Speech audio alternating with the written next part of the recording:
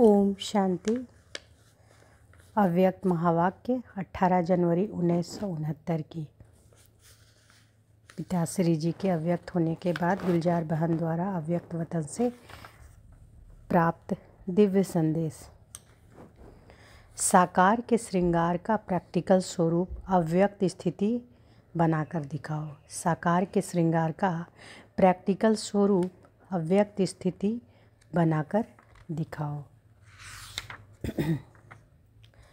आज जब वतन में गई तो जैसे ही हम पहुंची तो बाप दादा सामने थे ही, लेकिन क्या देखा कि ब्रह्मा बाबा के गले में ढेर की ढेर मालाएं पड़ी हुई थी।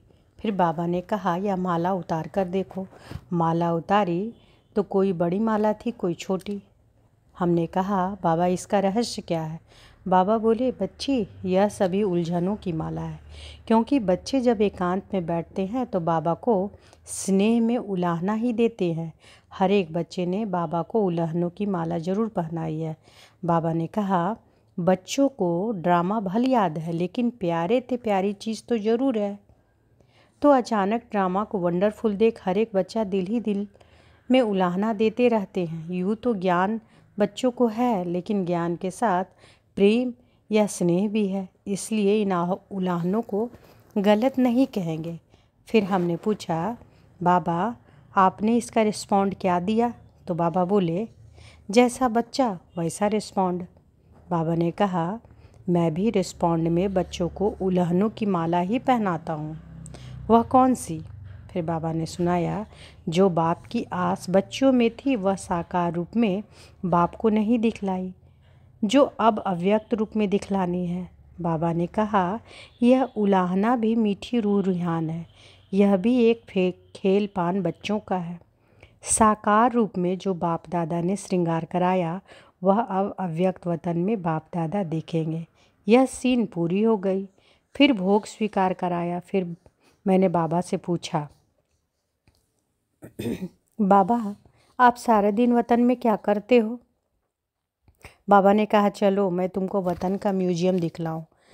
तुम तो म्यूजियम बनाने के पहले प्लान बनाते हो, बाबा का म्यूजियम तो 1 सेकंड में तैयार हो जाता है।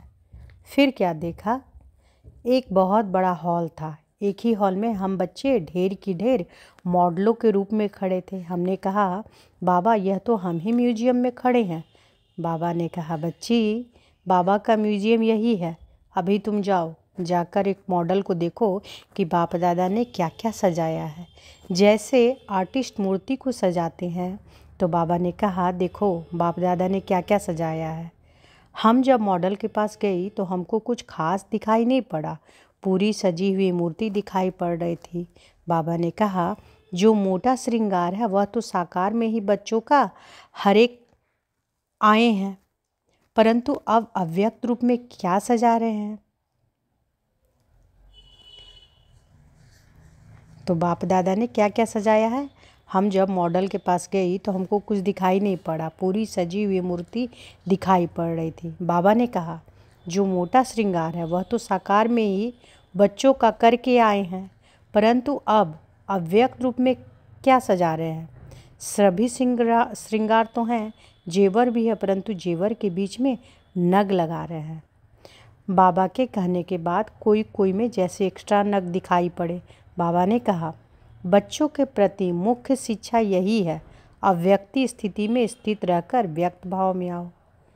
जब एकांत में बैठते हैं तो अव्यक्त स्थिति रहती है, लेकिन व्यक्त में रहकर अव्यक्त भाव में स्थित रहें, वह मिस कर लेते हैं। इसलिए एकरस कर्मातीत स्थिति का जो नग है वह कम है, तो जिसके जीवन में जो कमी देखता हूँ वह सजा रहा हूँ। जैसे साकार रूप में यह कार्य करता था वही फिर अव्यक्त रूप में करता हूँ।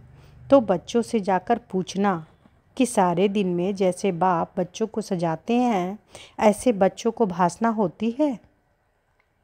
उस टाइम जो योगफुल बच्चे होंगे उनको भासना होगी कि बाबा अब मेरे से बात कर रहे हैं, सजा रहे हैं। जैसे मैं अव्यक्त वतन में बच्चों से मिलता बहलता रहता हूँ, अव्यक्त रूप वाले बच्चे यह अनुभव कर सकते हैं। मैं भी खास समय पर खास बच्चों को याद करता हूँ। ऐसी टचिंग बच्चों को होती ही होगी। मैंने कहा, बाबा आप सभी को अव्यक्त वतन में क्यों नहीं बुला लेते? यहाँ ही बड़ा सेंटर खोल दो। अभी तो सभी बच्चे उपराम हो गए हैं। बाबा ने कहा, यह उपराम अवस्था होनी ही चाहिए, हमेशा तैयार रहना चाहिए। यह भी याद की यात्रा को बल मिलता है। यह उपराम अवस्था सहज याद का तरीका है। अब बच्चों को कहना कि ज़्यादा समय नहीं है, बाबा कभी भी किसी को बुला लेंगे। ओम शांति।